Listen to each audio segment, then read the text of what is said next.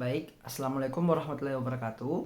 Perkenalkan, nama saya Muhammad Arifullah Wahid dengan NIM C2401211034 dari kelompok 3 dengan kakak asrag itu Nur Hamidah Harahap.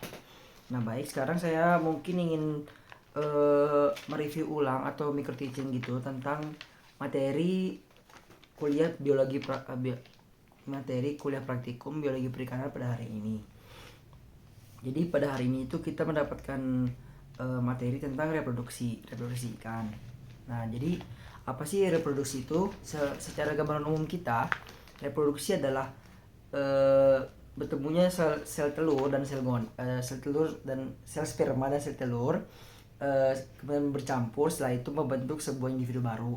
Nah, di dalam biologi perikanan itu tentu reproduksi adalah kebutuhan biologis makhluk hidup yang sangat dibutuhkan untuk menciptakan sebuah individu baru dengan tujuan melestarikan keturunan tentunya.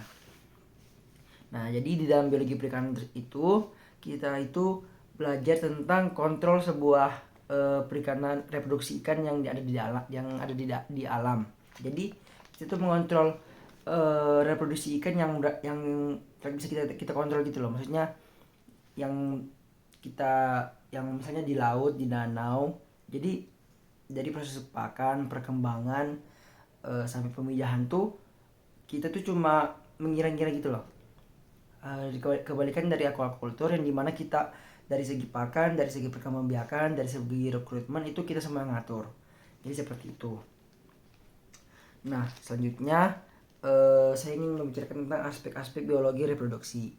Jadi dalam aspek biologi reproduksi itu terdapat 5 cabang. Yang pertama adalah nisbah kelamin. Jadi nisbah kelamin itu dalam bahasa Inggris itu rasio seks.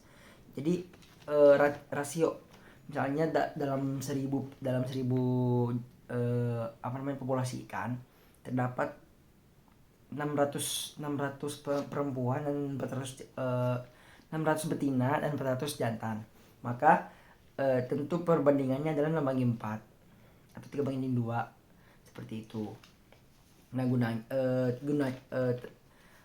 biasanya dalam sebuah kolam atau dalam sebuah populasi itu kelamin jantan itu lebih sedikit dari perempuan, karena bagusnya seperti itu dikarenakan beberapa betina itu dapat dibuahi oleh satu bejantan saja. Selanjutnya ialah tingkat kematangan gonad atau TKG.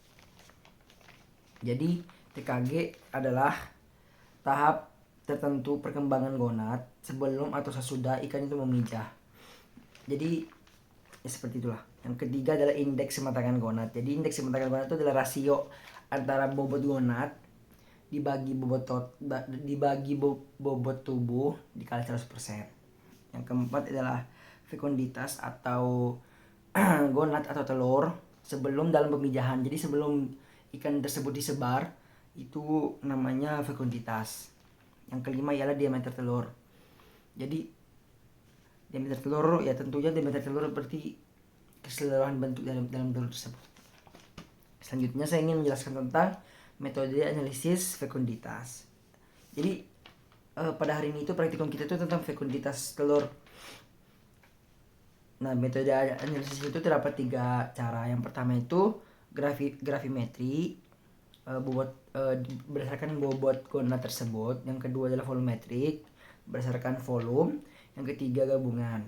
Nah, bagaimana tata caranya? Yang pertama mungkin dari gravimetri dulu.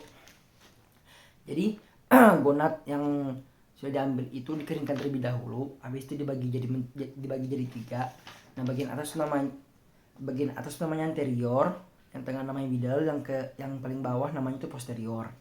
Nah, setelah itu subgonad tersebut kita ambil cuil hingga beratnya 0,1 mg. Habis itu kita kasih aquades, habis itu kita burai, setelah itu kita hitung telur-telurnya. Yang kedua adalah cara volumetrik. Jadi secara volume, jadi seperti biasa kita keringkan dulu gonadnya. Nah, caranya bedanya dengan gravimetri adalah kita nyiapin dulu 4 mili. Habis itu kita masukin gonad. Tentunya kan airnya bakal naik kan. Nah, selisih dari sebelum dan sesudahnya itu kita hitung. Nah, jadi itu volume dari keseluruhan gonad. Nah habis itu kita bagi 3, terus kita hitung lagi subgonadnya hingga jadi kita cuil-cuil lagi hingga kenaikan volume itu 0,05 sampai 0,1 gram miligram. Yang terakhir adalah gabungan. Jadi gabungan itu yang pertama tentunya kita keringkan, habis itu kita bagi 3, habis itu tiga-tiganya itu kita langsung burai, dikasih aquades, habis itu burai.